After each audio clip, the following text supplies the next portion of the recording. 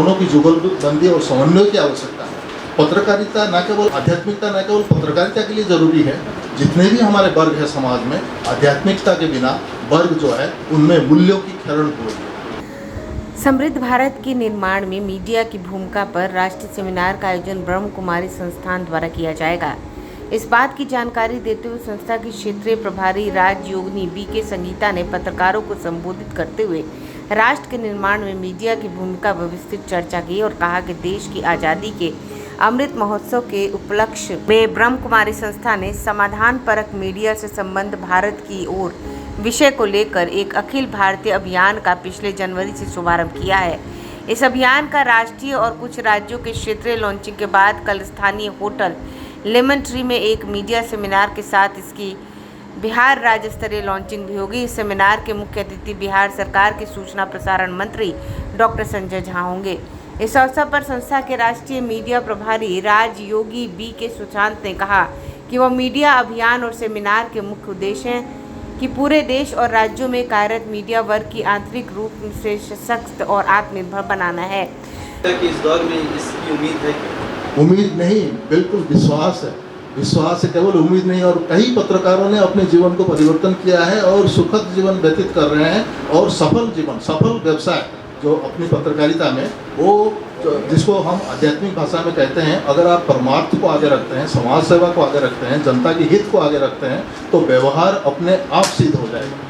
जिसको media language में अगर हम कहें, अगर आपका कंटेंट अगर सकारात्मकता है, सैल्यूटरी है, हितकारी है, तो आपका क्रेडिबिलिटी बढ़ेगा। क्रेडिबिलिटी बढ़ेगा तो आपका टीआरपी, सर्कुलेशन भी बढ़ेगा और रीडरशिप, व्यूअरशिप और लिसनरशिप भी बढ़ेगा।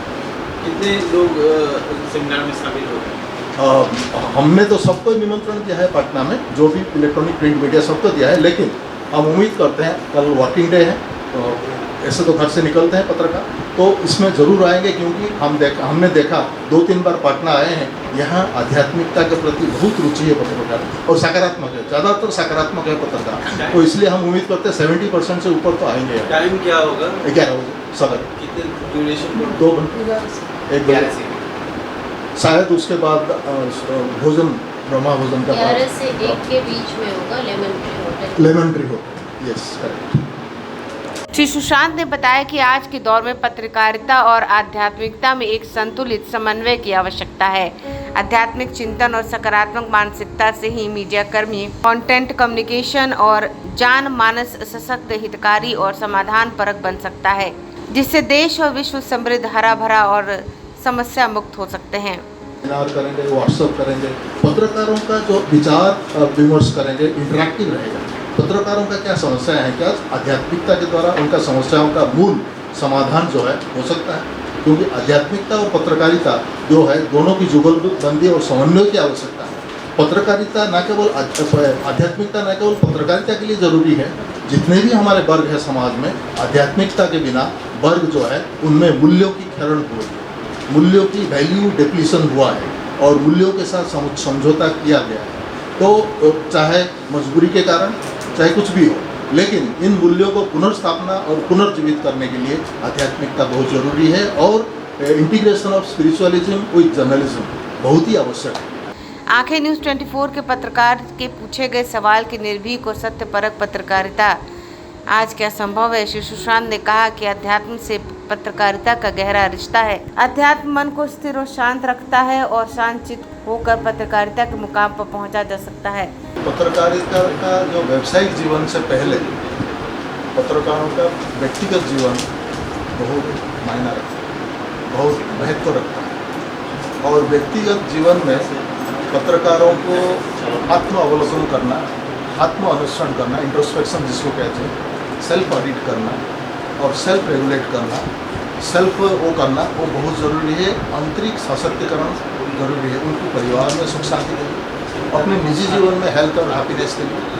ये आध्यात्मिकता बहुत ज़रूरी है, ना केवल पत्रकार सबके। आध्यात्मिकता का जब हम अपने जीवन में समावेश करते हैं, हमारे जितने भी आयाम हैं, चाहे रोल है, रिस्पॉन्सिबिलिटी है, रिलेशनशिप है, रिसोर्सेस मैनेज करते हैं या डेली रूटीन हम व्यतीत करते हैं, वो बिल्कुल एक्सलेंट रूप में हम मैनेज कर सकते हैं जब हम अपने स्वयं के मालिक, आध्यात्मिकता ही सिखाता है कि अपने कर्मेंद्रियों के, अपने मन बुद्धि संस्कारों के ऊपर हम कैसे अपने नियंत्रण प्राप्त कर सकें, ताकि हम कम समय में ज़्यादा काम कर सकें, एकाग्रता बढ़ जाए, आत्मसंतुष्टता बढ़ जाए, कम जिसको महात्मा गांधी ने कहा था minimization of wants and maximization of satisfaction, कम संसाधन के आधार पर भी हम ज़्यादा संतुष्टि जीवन में प्राप्त कर सकते हैं।